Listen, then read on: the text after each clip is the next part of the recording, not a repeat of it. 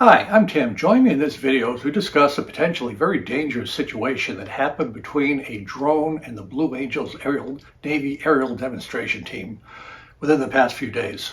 Let's get to it.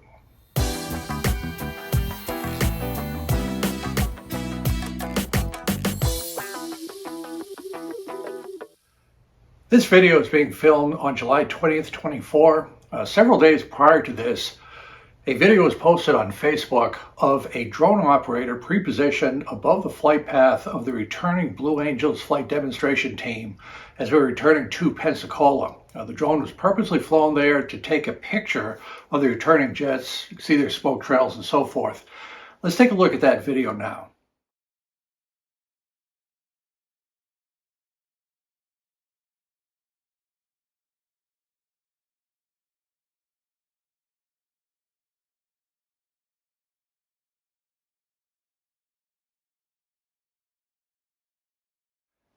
And furthermore, what's almost beyond belief is apparently this video was posted to the Blue Angels Facebook page.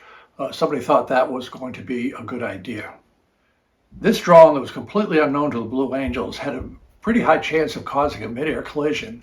If that could have happened, there could well have been a loss of life from this irresponsible act. I think it's worthwhile talking a little bit how something like this could occur, because there are lessons that we have to learn from this and actions we have to take so this doesn't happen again. One of the main things about the FAA is they don't have large numbers of people enforcing the rules. The FAA assumes for safe operation of aircraft in the National Airspace System that people are willingly and voluntarily following the rules. By and large, I think this is true. However, what we're seeing now with the addition of thousands of drone pilots that with minimal training can fly their drones in the National Airspace System, not everybody is following the rules, as clearly demonstrated by this drone operator taking a video of the Blue Angels. Some of the commentary on this video are talking about Part 107 pilots. I think that they're not familiar with the drone regulations. The Part 107 is an FAA certificate. You can fly commercially your drone. I personally can't believe that this drone operator that took the picture of the Blue Angels was a commercial pilot. Just too much training going in to make a mistake of this nature. In all likelihood, it was a recreational pilot. The training for a recreational pilot is minimal. You take a trust certificate test, which is good information, but it's one test in your whole lifetime and you're done. Probably the most guiding principle for recreational pilots is when you fly your drone or RC model aircraft, you have to be in uncontrolled airspace.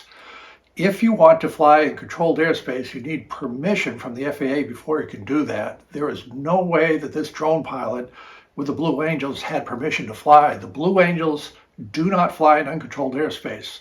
They were flying in controlled airspace. They were targeted control somewhere, and in all likelihood, there was a temporary flight restriction in place to allow them to do this flying. Let's take a quick look at what the FAA says about a temporary TFR, temporary flight restriction, and how this could affect you as a drone pilot. This is the FAA webpage on temporary flight restrictions, TFRs. It says where they're issued: natural disasters, sporting events, emergency national security, to include flying. We can click on the current TFRs. Here's an airshow one right here. We can click on the new. It gives details of where this airshow is going to be. Notice it's due to high-speed aerial demonstration teams. Even click on the sectional, see where it is. So anytime the Blue Angels or any demonstration team is flying, there's likely to be a TFR there somewhere. So if you're flying recreationally, it's best to use the Before You Fly app to make sure that you're not flying controlled airspace. If for whatever reason you want to fly in controlled airspace, there's a process you have to do that to get permission to prevent things like this from happening. Now, thankfully, with this incident of the video of the Blue Angels, nobody got hurt.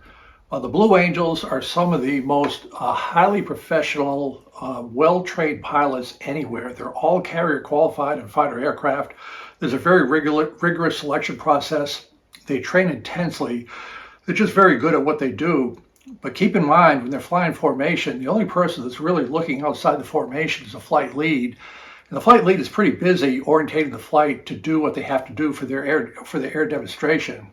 If, God forbid, they had hit that drone, The reaction, if somebody just pulled up a little bit or there was any variation of their flight path that could easily be affecting other aircraft, and there could be an injury or potentially a fatality. Outside of the complete tragedy of somebody getting hurt over something like that, we need to keep in mind as RC pilots, especially as RC drone pilots, there's going to be a reaction of some sort from the government. It's just the way it is. And in short, the FAA would take action if something tragic like this would happen. Keep in mind, the FAA deals with a lot of different people flying in the National Airspace System. It could be general aviation, it could be commercial airlines. The FAA is in charge of military flights in the airspace, ultralights, balloon, parachutists. The FAA is even concerned, is involved with the regulation of space launches. So when SpaceX launches a missile, they have to clear that with the FAA. Again, the assumption is people are following the regulations to prevent accidents from happening. And when you have drone people not obeying the regulation, it causes alarm in various quarters of the U.S. government. There are essentially three things going on at the U.S. government level with drones that we just need to be aware of. It may be unfair, you may not like it, but these are the conversations going on in Washington. First of all, you have the whole thing with DJI and the Chinese drones sending pictures and information back to China through their applications. There is talk in Congress for literally banning DJI drones. I'm not going to go there, but that is one data point that's going on. The other thing is there's a lot of big commercial operators that want to fly their unmanned aircraft in the National Airspace System with integrated operations. You need some way of identifying these aircraft. This resulted in the remote ID ruling that came into full effect in March of 2024.